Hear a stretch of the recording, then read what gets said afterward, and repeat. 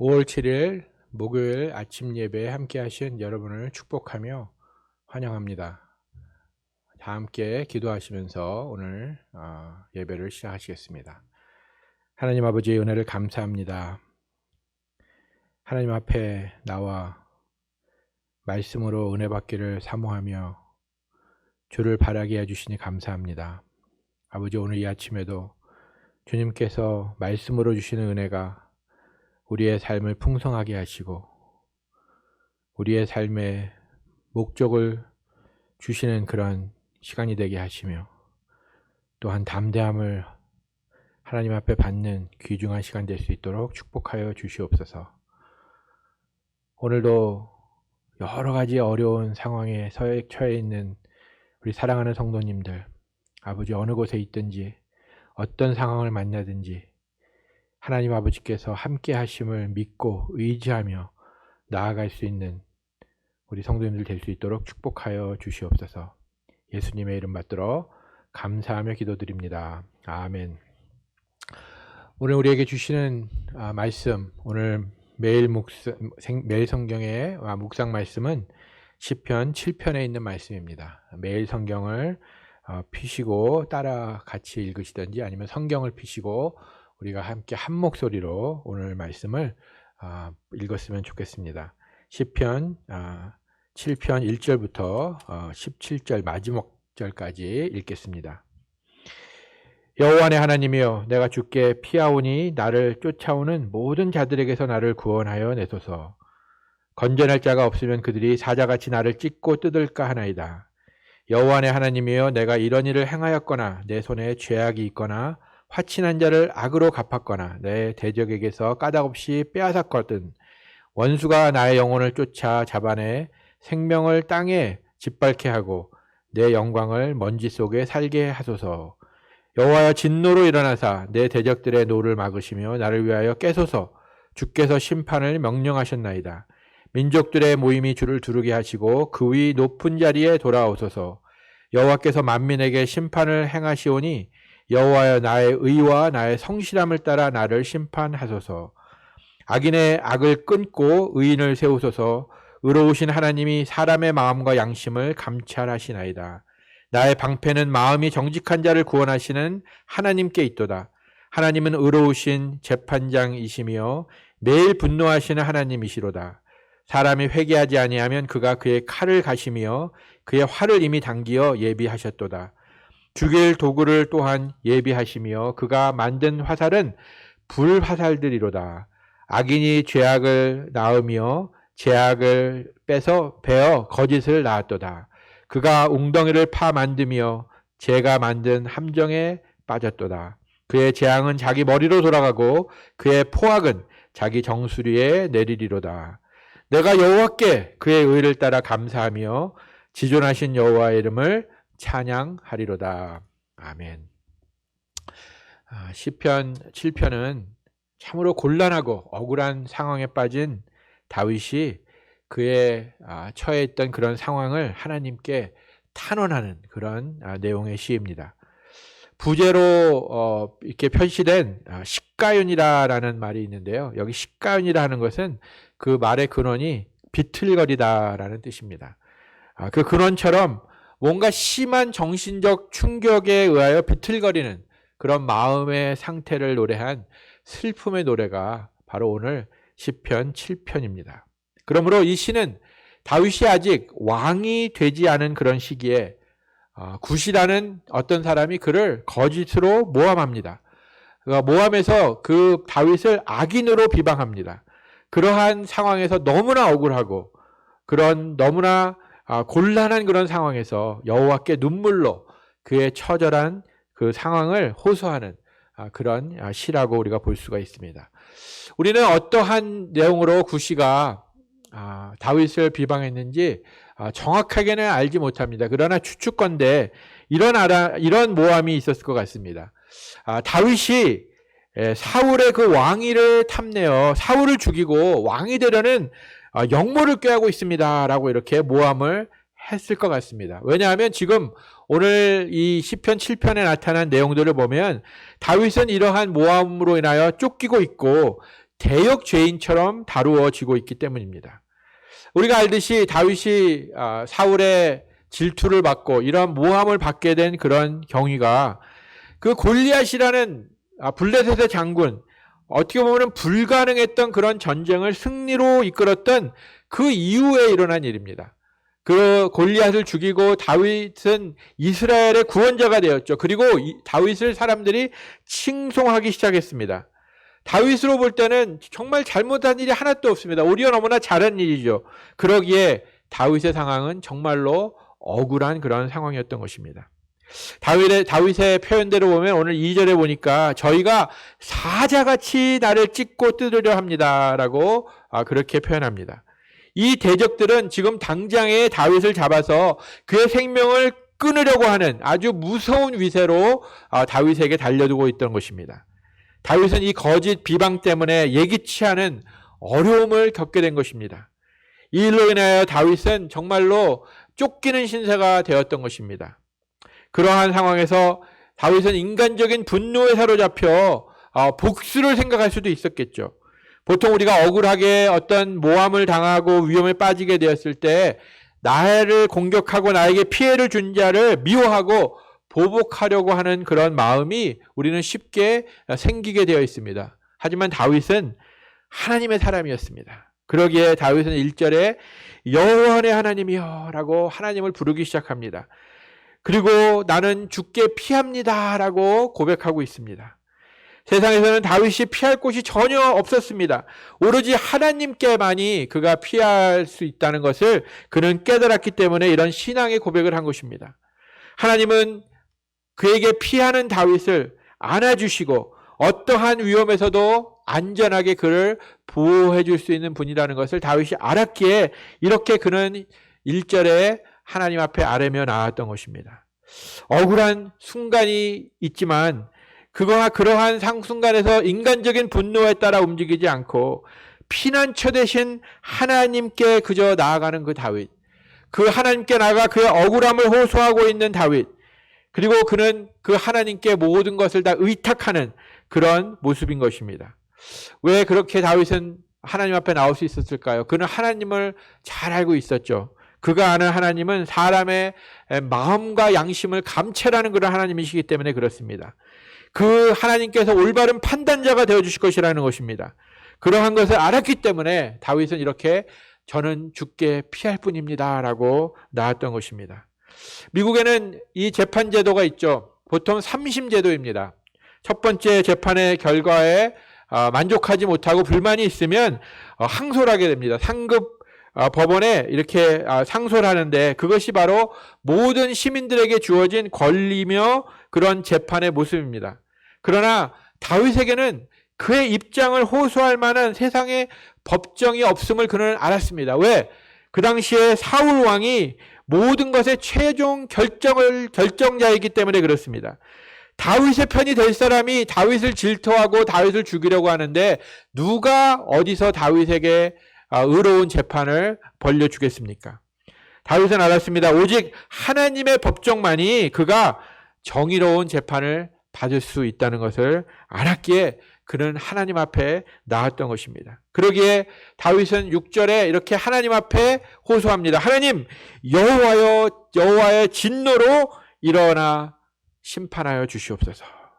의로우신 재판장이신 하나님께 그는 모든 것을 하나님 판단해 주시옵소서. 이 악인은 심판하시고 의롭게 살아온 하나님의 백성을 구원하여 주시옵소서. 하나님이 의로운 심판자, 하나님 의로운 재판장이라는 것을 그는 알았던 것입니다. 사랑하는 성도 여러분, 성도는 이 세상의 법정보다 더 높은 하나님의 법정에 호소할 수 있는 권리가 있는 하나님의 백성들입니다. 마치 조선시대에 억울한 일을 당한 백성이 왕궁을 찾아가서 신문고를 두드리면 왕이 직접 나와 그 사정을 들어주었던 그러한 상황처럼 우리 성도는 언제든지 우리의 왕 되신 하나님, 우리의 재판장 되신 의로운 재판자 되신 하나님 앞에 나와 우리의 사정을 아뢰 수 있는 그런 권리를 가진 자들인 것을 기억하시기 바랍니다. 억울한 일을 당했을 때 세상은 나를 감싸줄 수 없습니다. 그러나 하나님이 나의 편이 되신다는 것을 믿으시기 바랍니다. 하나님이 여러분과 저의 편입니다. 그런 하나님께서는 나의 억울함을 들어주십니다. 그리고 그 억울함에서 회복되는 복을 내려주시기로 약속하신 분이십니다. 왜? 우리는 하나님의 아름다운 백성들이기 때문에 그런 것이죠. 오늘 다윗의 이런 억울한 상황을 볼 때 우리는 실질적으로 우리도 이런 어떤 사람의 모함을 받아서 거짓 비방을 받아 곤란한 일에 처하는 경우도 있을 것입니다. 아니, 그런 일을 지금 겪고 계신 분도 있을 것입니다. 하지만 조금 더 보편적으로 우리가 볼 때 실질적으로 누구의 어떤 비방을 당해서 어려움에 처하지 않더라도 세상의 풍파로 인하여 아무런 이유 없이 억울한 일을 당하는 그런 힘든 삶이 우리에게도 종종 벌어질 때, 그것이 바로 오늘 다윗이 처한 그런 상황과 우리가 같이 아이덴티파이 할 수 있는 그런 상황인 것입니다. 우리가 지금 겪고 있는 이 코로나 전염 상태도 그렇다고 볼 수 있죠. 이런 코로나 전염 상태를 위해서 또 이렇게 많이 지금 퍼지고 있는 이러한 일들, 또 이것으로 인해서 경제적으로 어려운 이런 상황, 그것을 위해서 우리는 직접적으로 어떤 잘못을 한 일이 없습니다. 그런데도 불구하고 우리는 그저 억울하게 지금 이 일에 당하는 피해자가 된 것입니다.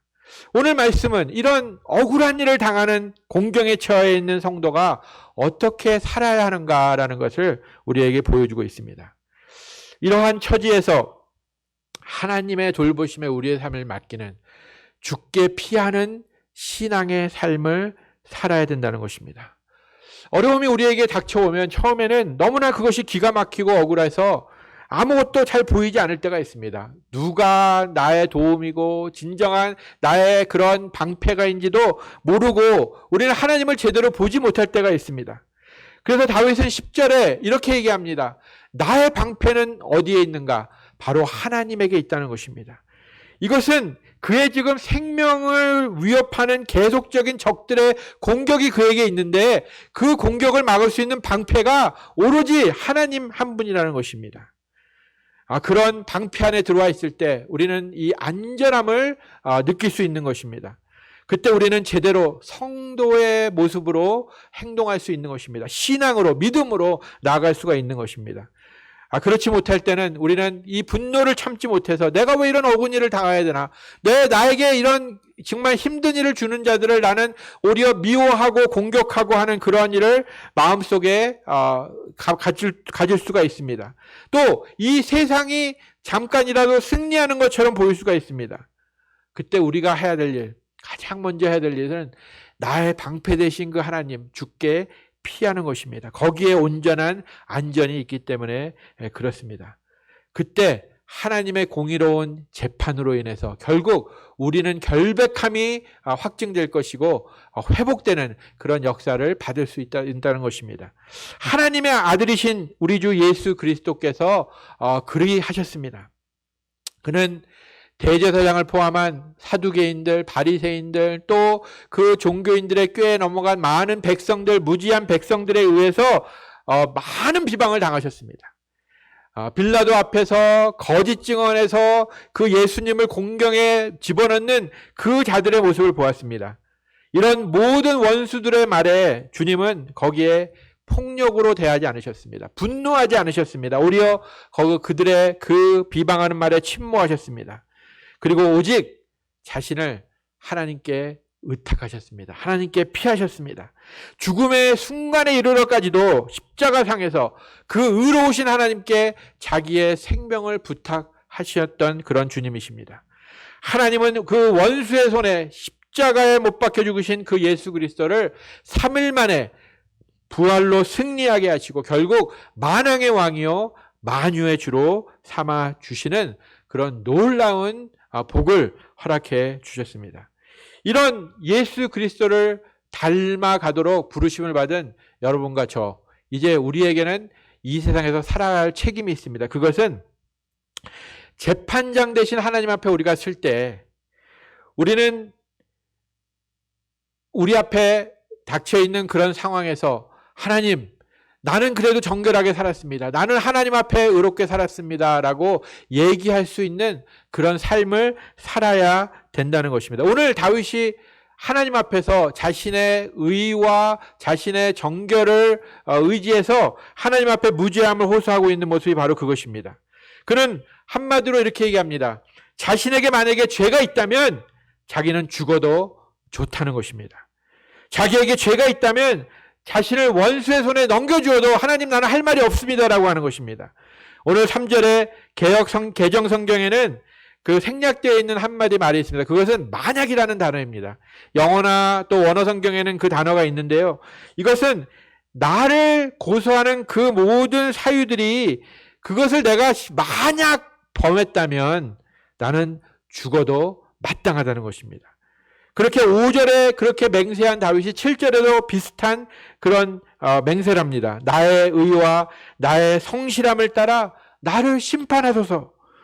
우리가 성경을 통해서 잘 알다시피 다윗은 절대로 완벽한 사람이 아니었습니다. 많은 실수를 한 사람이었습니다. 그러나 다윗은 하나님의 마음에 합당한 사람이라고 부름받은 한 사람이었습니다.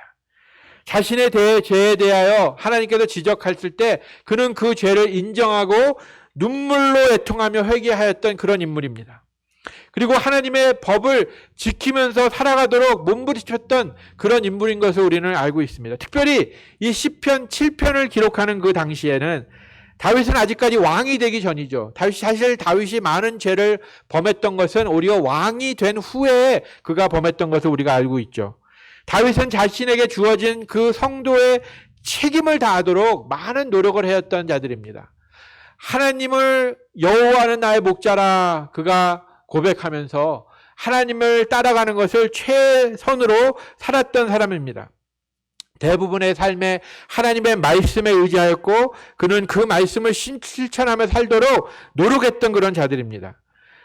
어느 정도 노력했냐면 그가 그를 시기해서 그를 죽이려고 쫓아다니는 사울을 죽일 기회가 있었습니다. 그때 그는 하나님의 말씀을 지키기 위해서 그는 칼을 들지 않았습니다. 이런 그의 담대함과 그의 자유함은 결국 하나님에 대한 신앙, 하나님에게 앞에서 그는 의롭게 살았고 성실하게 살았음을 그는 알기에 하나님 앞에 나와서 하나님 맹세합니다. 내가 만일 이 거짓 비방인자들이 얘기하는 그런 죄를 범했다면 나는 죽어도 좋습니다라고 얘기할 수 있었던 것입니다. 여러분과 저는 어떻습니까? 우리도 참으로 허물이 많은 자들입니다. 그러나 우리의 의, 우리의 성실함, 이것 때문에 우리는 하나님 앞에 나와 하나님, 나를 정의롭게 심판해 주소서라고 외칠 수 없는 자들인 것을 우리는 잘 알고 있습니다. 우리는 오로지 예수 그리스도의 의, 십자가의 보혈을 통해서 우리에게 입혀주신 그 예수 그리스도의 의, 그 의를 자랑하며 나올 수 있는 자들입니다. 아니 그 의 때문에 우리는 하나님 앞에 담대하게 나올 수 있는 자입니다. 다윗은 나의 의를 따라 판단하소서라고 호소했다면 우리는 예수 그리스도의 의를 따라 나를 판단하여 주시옵소서라고 하나님 앞에 담대하게 얘기할 수 있는 그런 자들입니다. 얼마나 축복된 자리인지 모르겠습니다. 의로우신 하나님은 우리를 위하여 십자가에 그가 죽이신 그 아들 예수 그리스도의 의, 그의 의를 외면하지 않으시는 분이십니다. 그런 예수 그리스도의 의를 입고 있는 자라면 이제 그냥 그의 의를 입고 있는 척하는 게 아니라 그 예수 그리스도를 닮아가도록 노력할 그런 책임이 우리에게 있다는 것이죠. 우리는 예수 그리스도를 닮아 조금 더 경건하고 조금 더 의롭고 성실한 삶을 살아야 될 그런 책임이 오늘 우리에게 주어져 있다는 것을 잊지 말아야 될 것입니다.